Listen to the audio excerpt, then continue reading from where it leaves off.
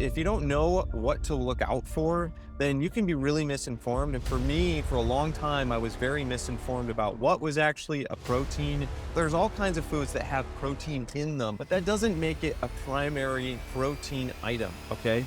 What up, everybody? My name is Malachi Corliss, and this channel exists to help you find success. For me, finding success meant I have to have my bases covered first, which means I have to have my fitness in order. I have to have my priorities straight, and I have to cut out the noise and distractions and really focus on the important things in life.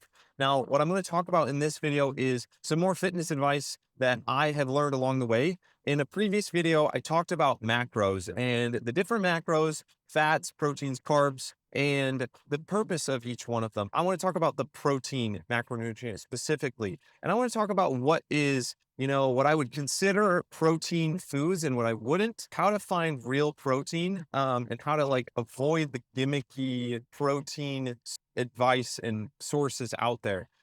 This really comes up a lot when I talk to my family. Sorry, family. I know that you might be watching this video. Don't take this the wrong way.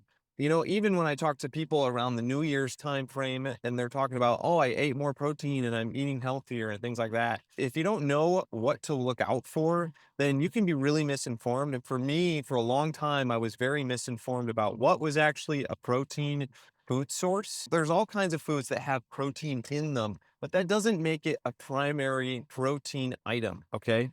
So what I mean by that is if you look at the back of a nutrition label, there are different spots for each macronutrient. So you have at the top, you have the calories, right? That's how many calories per serving.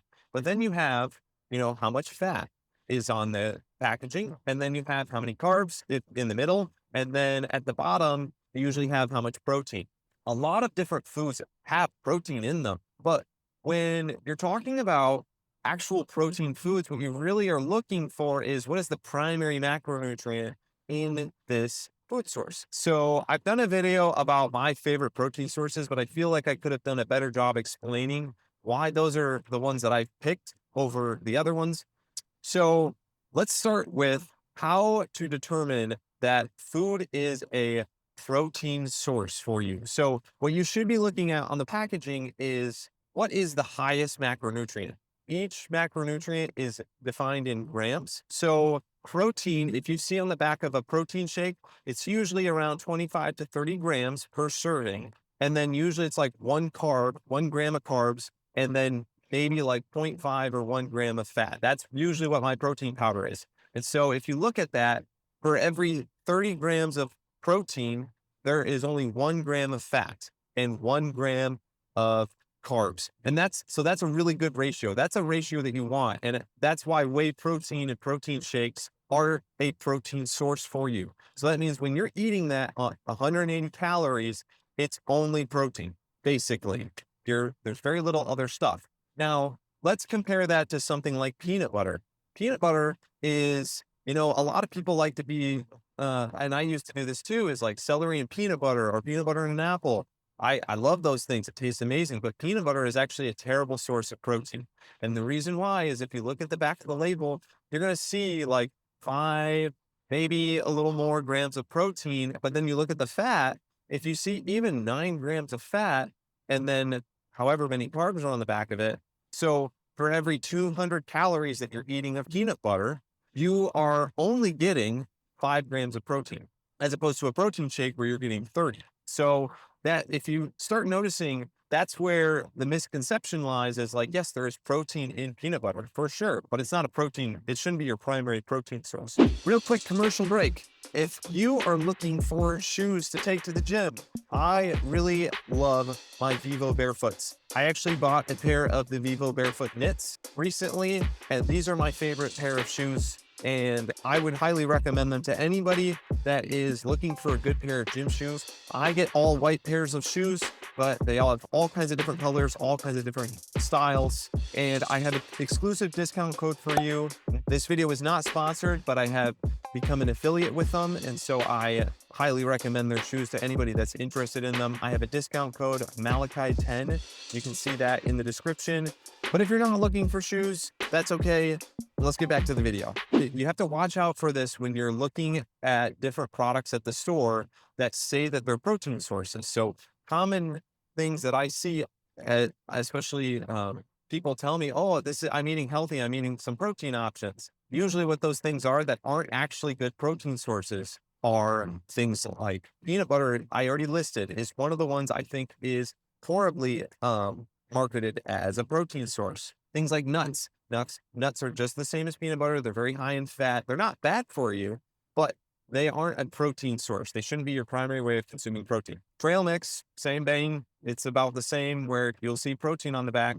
Granola bars are going to be in the same way. One thing to watch out for is protein bars. There are all kinds of different protein bars where the back of the label, you see it's like 350 calories and you're only getting like 15 grams of protein.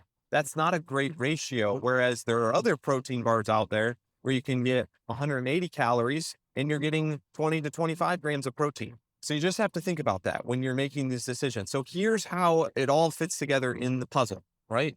When we're talking about protein, protein is like number one macronutrient you should be focusing on. When I'm telling people, hey, do you want to get in shape? Here's the thing you need to focus on with your eating because it will help you be most successful.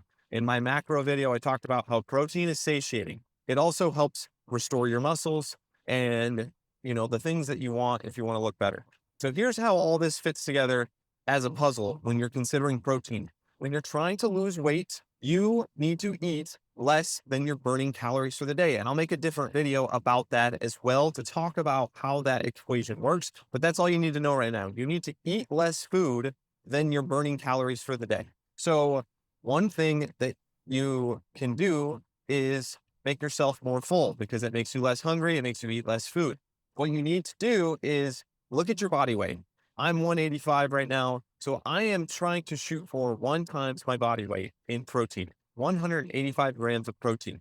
If that is the number that I'm shooting for, I need to make sure that my total calories for the day is under a certain amount to help me burn fat. So let's say that my total calorie burn for the day is 2,500 calories. Okay. 2,500 calories is the total amount of calories I burn in a day. So in theory, I need to be at least less than that. Ideally, maybe 500 calories under that, but it doesn't have to be that high.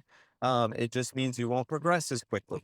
So let's say I'm trying to lose a pound a week. I need to have 500 less calories in my diet, 2,000 calories a day. So if I'm shooting for 185 grams of protein, if I was just eating straight whey protein for all of those 185 calories, 85 grams of protein, there are in my whey protein powder, or 180 calories in my whey protein powder ish, and there's 30 grams of protein. So if I'm doing 185 divided by 30 grams of protein, that means I need 6.16 servings of my protein powder in water to hit my protein goal. That sounds horrible, but let's multiply that by 180 calories. And now you've got 1,110 calories for the day.